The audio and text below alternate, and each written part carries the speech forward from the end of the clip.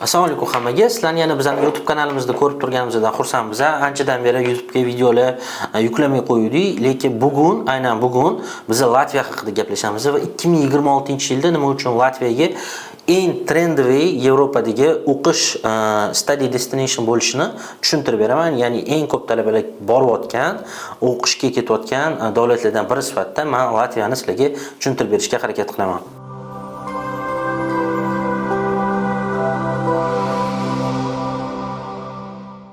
2026-yilda Latviyaga o'qishga kirish jarayonlari qanaqa bo'ladi? Umuman viza chiqadimi yoki yo'qmi? Bularning hammasi haqida gaplashamiz.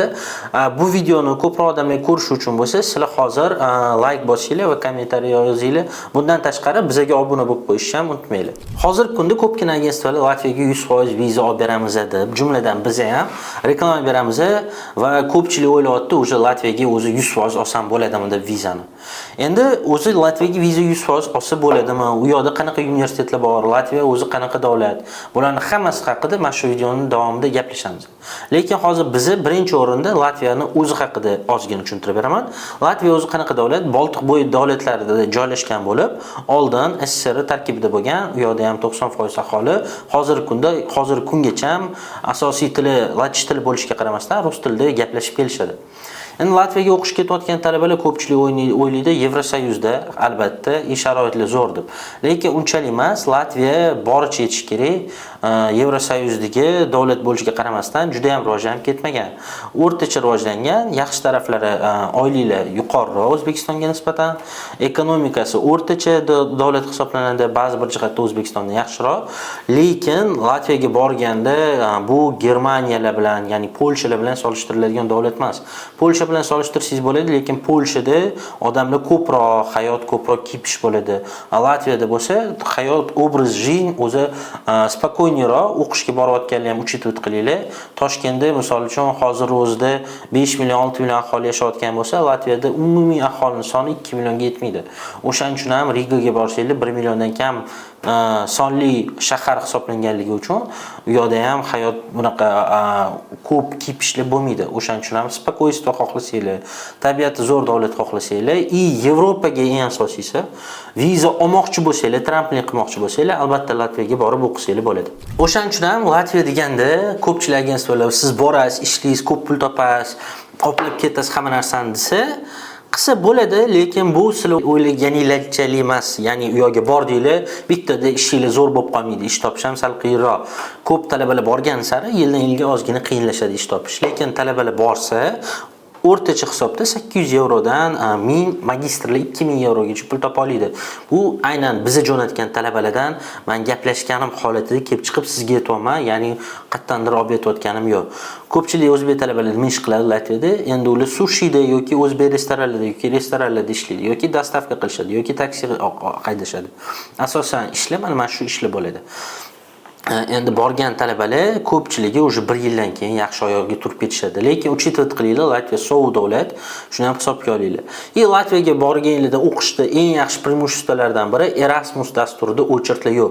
Ya'ni siz Latviyaga o'qishga bordingiz, har qanaqa universitetda ham Erasmus yutishingiz deyarli kafolatlangan, chunki talabalarning soni kam bo'lgani uchun, davlatga berilgan kvotalar ko'proq bo'lgani uchun talabalarni Erasmus dasturida 1 semestr yoki 2 hafta yoki 1 oy borib o'qib kelish imkoniyatlari katta bo'ladi. O'shaning uchun ham Erasmus dasturi orqali qilsangiz bo'ladi. Yoki siz 11 yillik ta'lim 12-yil uchun Germaniyada yoki Italiyada o'qimoqchimisiz, Latviya ham sizga eng zo'r opsiya bo'ladi, chunki Latviyada xarajatlar Italiya, Germaniyaga nisbatan kamroq. 12 yil qilib o'zingiz degreezni to'pab qolasizda, undan keyingi yil Yevropadan turib Italiyaga viza olishlar osonroq yoki Germaniyaga уже ancha osonroq bo'ladi. Одновременно siz uchun olasiz. Qaysi davlatga ketib olasiz, Latviyada o'qiyotganingizda Germaniyaga borib kelishingiz mumkin. Italiyaga borib o'qish ko'rib, uchun olsangiz bo'ladi qanaqa davlatga keyinchalik asosiy yo'nalishda o'qishni davom ettirmoqchiligingizni. Chem O'zbekistonda 1 yil boshqa o'qishni davom ettirganingizdan ko'ra. Hozir bo'lsa biz sizlar bilan Latviyada qanaqa universitetlar bor, o'zi nechta universitet borligi haqida gaplashamiz. Latviyadagi universitetlarimizning soni umumiy olganda Latviyada ko'p emas, o'rtacha 25 ta atrofida. Ulardan asosiy xalqaro talabalarni qabul qilgan mashhur universitetlar bu Riga Technical universiteti, eng yaxshi universitet hisoblanadi Latviyada. Undan keyin University of Latvia, Riga Stradins. Bu uchtasi davlatda top universitetlar hisoblanadi va uchtasi ham top mingtalik kirgan. Undan keyin boshqa universitetlar bo'ladi. Bu TCI, EK universiteti, undan keyin Riga Nordic universiteti, oldingi ISMA deb aytilgan universitetlar. Hammasida o'qisiz bo'ladi. Bundan tashqari Turiba universiteti ham bor. Latviyaning universitetlarini diplomi boshqa Yevropa davlatida olgan o'qishlaringiz diplom bilan bir xil kategorizatsiya qiladi. Ya'ni Yevropa oliy ta'limi, Yevropada o'qib kelingan diplom, o'sha diplom kuchi bir xil bo'ladi. Ya'ni siz Latviyada o'qidingiz, boshqa davlatda ishga kira olmayman deb o'ylamang. Latviyadagi diplomlar ham yaxshi. Bemalol hammasiga o'tadi. Endi o'qishga ketayotgan talabalarga bitta savol bo'lgan bo'lardi. O'zi qanaqa maqsadda siz bormoqchisiz o'qishga? Siz o'qib ishlamoqchimisiz? Unda davlat o'qishlarini tanlamang. Yo, siz faqat o'qimoqchisiz, uydagilardan finansiy jihatdan umuman problema yo'qmi? Unda davlat o'qishlarini tanlang. Top o'qishida o'qib davom ettirib ketsangiz bo'ladi. Yoki siz top up degree qilmoqchi bo'lsangiz, men o'zim maslahat bergan bo'lardim. Misol uchun Italiyaga o'qimoqchisiz, lekin siz hozir 11 yillik ta'limingiz bor, Italiyada bakalavr davom ettirmoqchisiz, to'g'rimi? O'shaning uchun 12 yil o'qishingiz kerak. 1 yil o'qimoqchi bo'lsangiz, davlatda o'qishlariga emasda, частный universitetlarga o'qishga kiring. Lekin qanaqalariga? Riga Nordic emasda, misol uchun EK, Turiba, TCI ga kirsangiz yaxshiroq. Nimaga? Chunki bu o'qishlarda o'qish unaqa qiyin bo'lmaydi. Bemalol baholaringizni yopib, diplomlarni 1 yillik transkriptlarni olsangiz bo'ladi. Agar siz davlat o'qishlariga borsangiz, u yoqda jo'natgan talabalarimiz qaysidir qismi 1 yil o'qib, baribir o'qish tashlab ketib, Riga Nordic universitetlariga perevod qilishadi. U osonroq bo'lgani uchun, keyin u yoqda polniy o'z beli o'qigani uchun, ancha oson bo'lgani uchun, ana shu o'qishlarga o'tib olib, u yoqda o'qishni davom ettirishadi. O'shaning uchun ham oldindan borayotgan maqsadingizni aniq qoling. Agar siz Latviyada 4 yil yo 3 yil o'qishni davom ettirmoqchi bo'lsangiz, ya'ni o'zi Latviyada bakalavr 3 yil davom etadi, magistratura 2 yil. 3 yil Latviyada o'qimoqchi bo'lsangiz, unda top universitetlarga harakat qiling. Haqiqatan o'qiyman deb borasiz. Ham o'qib, ham ishlamoqchi bo'lsangiz, unda частный universitetlar, EK, Turiba, TCI universitetlariga topshirsangiz bo'ladi. Faqat ishlamoqchisiz, ko'proq fokus ishga qaratmoqchisiz, o'qish qiyin bo'lmasin desangiz, unda men sizga Riga Nordic universiteti taklif qilaman, chunki u yerga viza olish sal qiyinroq, lekin bu o'qishga borganingizdan keyin bemalol ishlab yurib o'qisangiz bo'ladi. Chunki ko'pgina borgan talabalar, o'zbek talabalarining deyarli 50% 1 yildan keyin aynan o'sha universitetga o'tkazib olishadi, chunki o'qishi eplab keta olmasligi mumkin yoki u o'qishda imkoniyatli ishlash uchun ko'proq bo'lgani uchun. O'qishga kirish uchun sizdan nimalar talab qilinadi? Ya'ni 2026-yilda o'qishga kirish uchun nimalar talab qilinadi? Protsess, jarayon umuman qanaqa bo'lishi haqida tushuntirib beraman. Birinchi o'rinda o'qishga hujjat topshirayotganingizda siz uni o'zingiz topshirishingiz mumkin yoki bizani agentstvalar orqali yoki boshqa konsalting agentstvalar orqali topshirishingiz mumkin.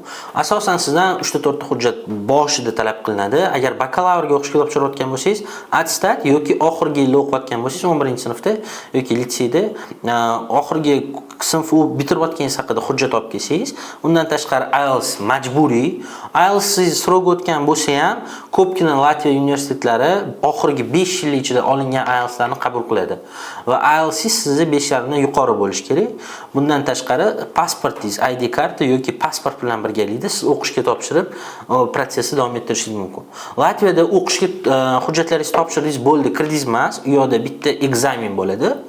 Undan tashqari bitta intervyudan o'tishingiz kerak bo'ladi. Даже siz IELTS 6 bo'lsa ham, undan balandroq bo'lsa ham, SAT bo'lsa ham, hamma o'qishlar deyarli mana shu sistema bo'yicha qabul qiladi sizni. Birinchi o'rinda ekzamen, biz bilan topshirgan talabalarga biz yordam berib olamiz. Ekzamendan umuman hech kim proval bo'lmaydi. Lekin ba'zi bir o'qishlar, частный o'qishlar ham, davlat o'qishlari ham intervyuga sal qattiqroq qarashadi. Ular o'ylashadi, IELTS o'zingiz oldingizmi, sotib oldingizmi yoki yo'qmi, tekshirishmoqchi bo'lishadi yoki boshqa sertifikatlar bo'lsa, Duolingo'lar bo'lsa, hammasini tekshirishadi, o'shaning uchun intervyu qilishadi. Intervyudan muvaffaqiyatli o'tsangiz, значит уже o'qishga qabul qilindingiz deyilgan bo'ladi. Endi bu yerda davlat o'qishlari bor, University of Latvia, Riga Technical universitetlarida R2da siz oldindan administrativniy vznosni to'lashingiz kerak, ya'ni admission fee'ni. Bu R2da 150 euro, adashmasam University of Latvia'da 200 euro oldindan to'laysiz. Undan keyin o'qishga kirib, jarayonni bilib, o'qishga kirib, agar o'qishga kira olmasangiz, aynan shu pulni kuyib ketadi. Agar o'qishga kirsangiz, ana unda u уже pulingizni oqladingiz, dalish kontraktda to'lashingiz mumkin. Частный universitetlar bo'lsa qanaqa? Oldindan sizga administrativniy to'lovni olishmaydi, oldin sizdan intervyu o'tkazishadi. O'qishga окончательно kirishga уже tayyor bo'lsangiz, kirdingiz, qabul qilindingiz. Ana undan keyin 200-300 yevro administrativniy vznos kontrakt bilan birga qo'shib to'lasangiz bo'ladi yoki отдельно to'lab, viza kodingiz chiqqandan keyin dalish ularni to'lasangiz bo'ladi. O'qishga kirib bo'ldingiz, intervyulardan o'tdingiz, muvaffaqiyatli davlatniki yoki частный universitetlar bo'lishidan qat'iy nazar. Endi sizdan keyingi etap qanaqa bo'ladi? U yoqda ISIC degan hujjat tayyorlanadi. Latviya universitetlari o'zlari tayyorlab berishadi. Qachonki siz administrativniy to'lov to'laganingizdan keyin. ISIC degan hujjat 30 kundan 45 kunning ichida chiqadi. Bu hujjat sizni O'zbekistonda olgan ta'limingiz Latviyada bakalavr yoki magistr o'qishingiz uchun yetarliligini tasdiqlaydigan hujjat bo'ladi. Buni Latviyadagi akkreditatsiya beradigan organizatsiya ISIC o'zi beradi.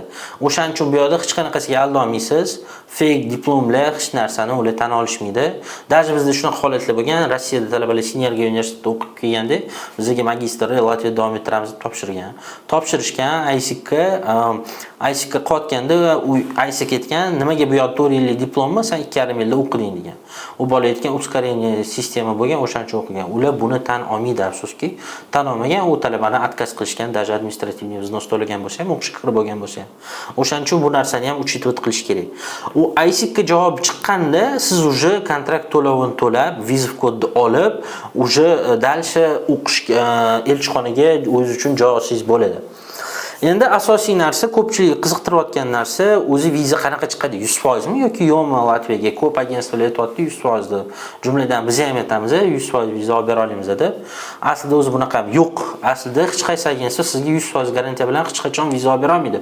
Chunki vizani elchixona beradi. Viza hech qachon 100% bo'lmaydi. Xohlaysizmi yo'qmi, kim bilan ishlaysiz, ishlamaysiz, uni umuman farqi yo'q. Faqatgina nimaga biz garantiya beramiz? Sizga viza chiqmasa, biz sizni finansiy jihatdan to'lagan hamma narsangizni qaytarib bera olamiz. Chunki biz sizni intervyuga tayyorlaymiz, boshqa narsaga tayyorlaymiz-da. Bu yoqda biz sizni viza olish ehtimolingizni maksimalni ko'tarib beramiz. O'shaning uchun ham vizalardan atkazlar bizda umuman yo'q desa ham bo'ladi. Chunki 2026-yil mana hozir bahorgi semestrga qabullarga bolalar viza olgan bo'lsa, umuman atkazimiz yo'q. Bir 30 tacha talabamiz уже viza olishdi bu yil o'zida, hali yana vizalar javob chiqyapti. O'tgan yili bo'lsa 110 ta talabadan bor yo'g'i 2 ta talaba atkaz oldi. Ularni ham o'zi holatini tushuntirib bersangiz, отдельный case nimaga 2 ta talaba atkaz oldi?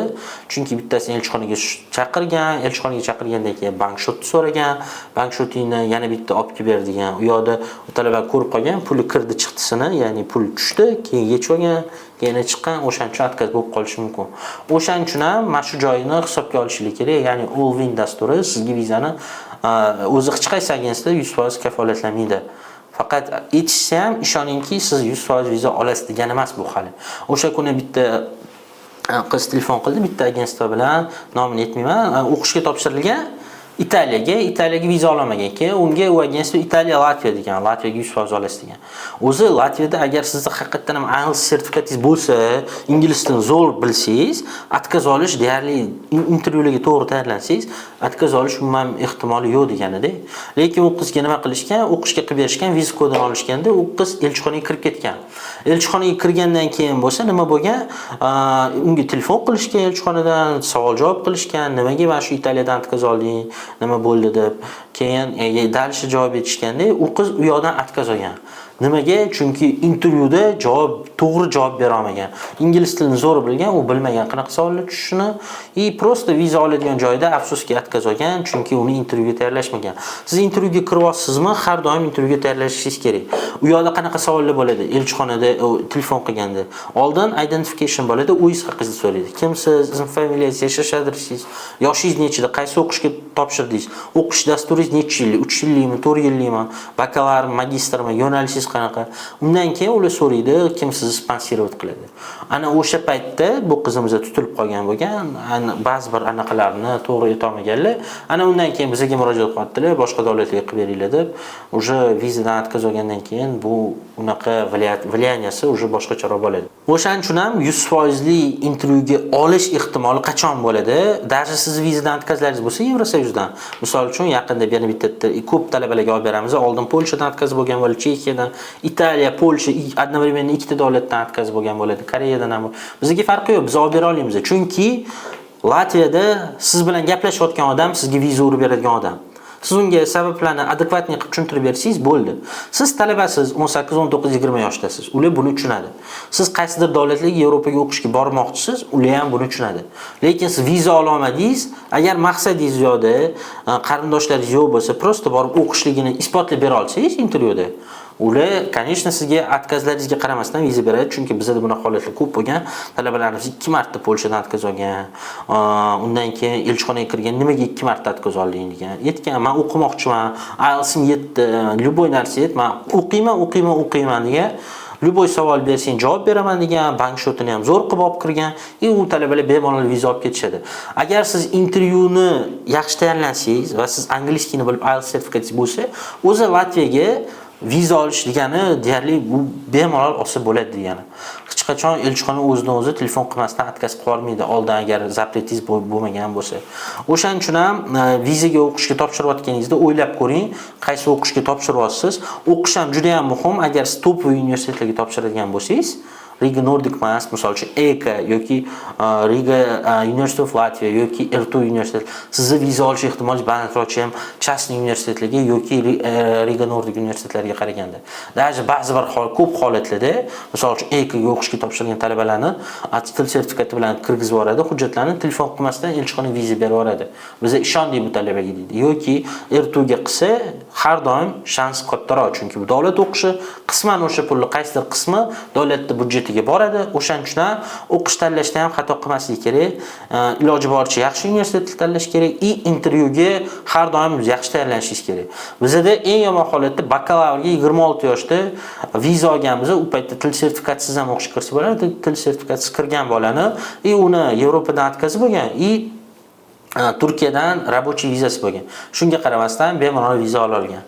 Shunaqa ekan, bemalol biz bilan birgalikda 2026-yilga Latviyani o'zingiz xohlagan universitetga o'qishga topshirsangiz bo'ladi. Universitetlar ro'yxatini qayerdan ola olamiz desangiz, bizning veb-saytimizda bor, talabalink.uz saytidan kirib, davlatlarning ichida Latviyani tanlasangiz, bizning universitetlar ro'yxati kirib chiqadi, fakultetlar hamma podrobniy informatsiya ola olasizlar. Bundan tashqari bizda vizaga 100% garantiya beradigan dasturimiz bor, Allwin deb ataladi. Bu dasturda siz faqat universitet uchun kontrakt to'lovini qilasiz. Universitet to'lovini, qolgan hamma xarajatni biz qoplab beramiz va biz sizni viza chiqishingizga 100% garantiya beramiz. Agar viza chiqmasa, siz hech qanaqa pulga kuymaysiz. Siz ketkizgan hamma pulni qaytarib beramiz. Universitet ham 2-3 hafta, 1 oy ichida sizga o'zini kontrakt pulini qaytarib beradi. Hozircha undan atkazimiz yo'q. Allwin dasturini olganlar xursand, chunki biz ularni kutib olamiz ham Latviyada. Batafsil ma'lumotlar olmoqchi bo'lsangiz, bizning konsultantlarga telefon qilib ma'lumot olsangiz bo'ladi. Aytmoqchi, 2026-yilda Latviyaning elchixonasining o'zi to'lovi oldingi olgan videolarimizda boshqacha edi. Hozir o'zgargan. Hamma bakalavrga ham, magistrga ham 120 yevrodan u so'mda bor to'laganingizda примерно 1.800.000 aynan bugungi kurs bilan, ya'ni fevral oyidagi kurs bilan 1.800.000 dan sal kamroq ko'proq bo'lib o'ynayapti. Shuni hisobga olinglar. Agar video sizlarga foydali bo'lgan bo'lsa, tanishlarga jo'natishni esdan chiqarmanglar. Bemalol o'zingizlar ma'lumot olib, kommentariyada o'zingizlarni qiziqtirayotgan ma'lumotlarni qoldiringlar. To'g'ri agentlikda tanlash ham muhim. Qancha talaba jo'natgan o'sha narsalarga e'tibor beringlar, chunki biz Latviyadagi deyarli hamma universitetlarga qilib beramiz, boshqa bir agentliklar qilib bermayman degan universitetga ham bu R2 bo'ladimi, bu University of Latvia bo'ladimi, davlat o'qishi xalqaro talabalar o'tgan har qanaqa universitetga biz qilib beramiz. O'shaning uchun ham batafsil ma'lumot olmoqchi bo'lsanglar, o'qishga o'zingizlar topshirmoqchi bo'lsanglar, aynan biz bilan topshirmoqchi bo'lsanglar, konsultantlarga telefon qilib ma'lumot olsanglar bo'ladi. Hammaga rahmat.